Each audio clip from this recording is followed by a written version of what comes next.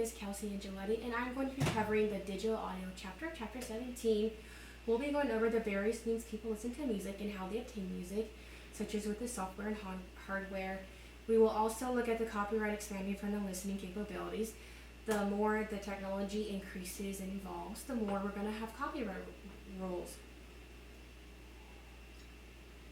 Now, there's two ways to obtain the audio. It is analog and digital. Analog is the electronic copy of the original audio.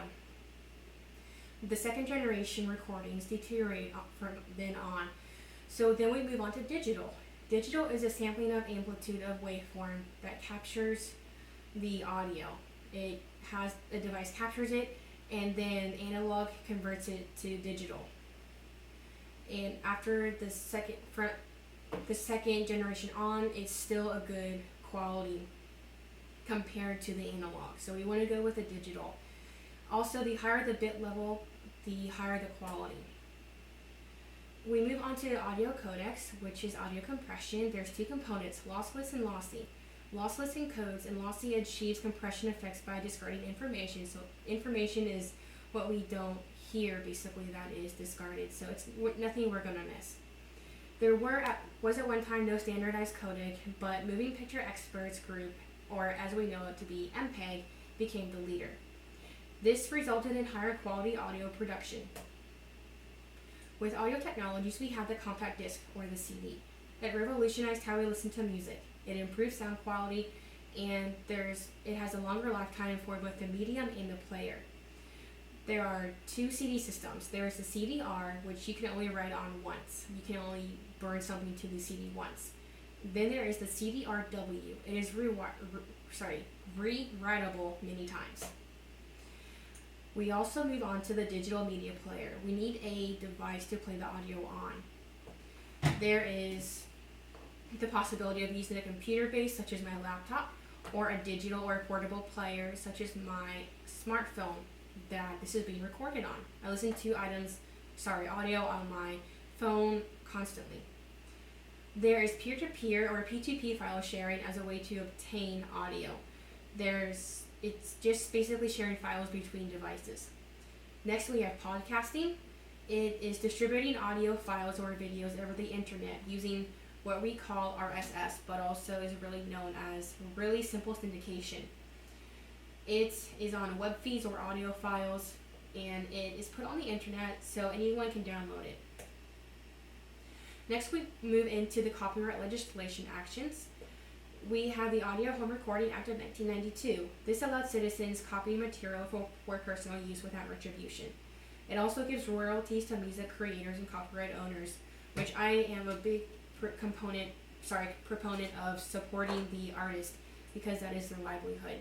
And if we want them to make more music and better music, then we need to give them what they are due. Next is the Digital Performance Right and Sound Recording Act of 1995. It authorized sharing and other materials needed for compensation. So things such as interactive services, satellite music services, future electronic delivery is included, and et cetera, et cetera. Anything from 1995 on that is an electronic delivery service is included under this act, which is good because it also protects the artist. Next is the No Electronic Theft Law of 1997.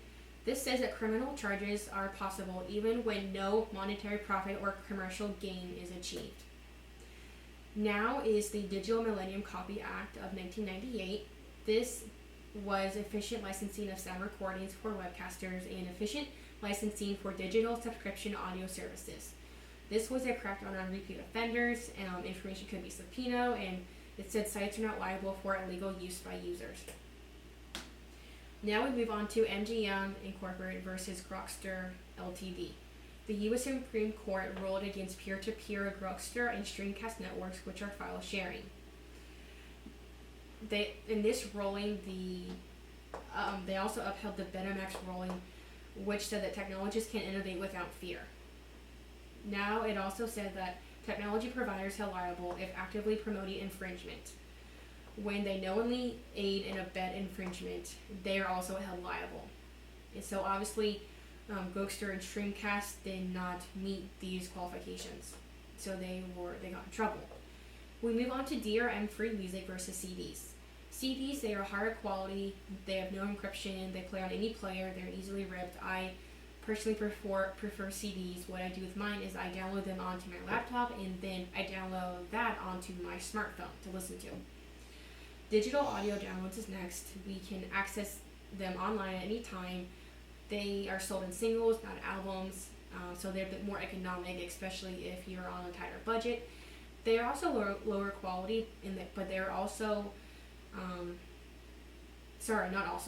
they also have lower portability because they're not able to really play on any device. The DRM in the past was used to protect artists, and it basically had this shield around the soundbite or their audio, so you couldn't play it on all devices. Now, several companies later on, such as Amazon.com, Big Four record companies, etc., they announced DRM-free tracks. Moving on to digital audio technologies, we look at the wireless digital media, for example, AT&T, eMusic Mobile, Verizon Wireless Music Partners, Sprint Music Plus. For time's sake, I'm just going to real quickly list over these subscription-based services. For example, there are Beats Music, eBoots, Google Play All Access Music. I have Google Play on my phone. There is Grooveshark. They actually got into a lot of trouble that we will cover later on. Pandora and Edition. There's also, for digital audio technologies, their free playlists and webcaster services, for example, Blip.fm, Digster, and then we have cloud services. There's the Google Play, I have that on my phone as well. There's the Amazon Cloud Drive with Cloud Player. There's a couple more listed there, but we'll move on. Next is the CyberLock services. They are an illegal file sharing network or websites. They are basically hosting services for piracy. They have cloud-based file storage. They are accessed globally. For example, sites such as Mega Upload, they get in a lot of trouble. They get shut down actually, which we will cover too. Rapid Share, Hotfile, of course, shared. These are considered to be pretty bad considering that they have such a high level of anonymity. So that's one of their things that they're criticized on. Next is the copyright alert system. Partnerships were formed with major ISPs. They track down pirated online content. They have graduated response and enforcement system, which is RIAA alerts an ISP of possible illegal file sharing. ISP notifies the person that is doing the illegal activity, and after 6 alerts, there are 6 limits for how many times they can be alerted. They are suspended or possibly terminated for that service. As previously mentioned, Mega Upload got into a lot of trouble. They actually got shut down, but that is now they're refuting that now. They're appealing it. It was a conduit for other sites where information was pirated. It was considered the largest copyright case in the U.S. that targeted illegal use of information. So it was pretty much a landmark case. Grooveshark, they were sued because they had no license to stream universal content. Pandora was not sued because they had the license. And they were also sued because they did not respond to takedown notices, and they did control infringement, and they profited from infringement. So a quick update about the industry. The digital music downloads are greater than the CD sales. They surpassed CD sales in 2012.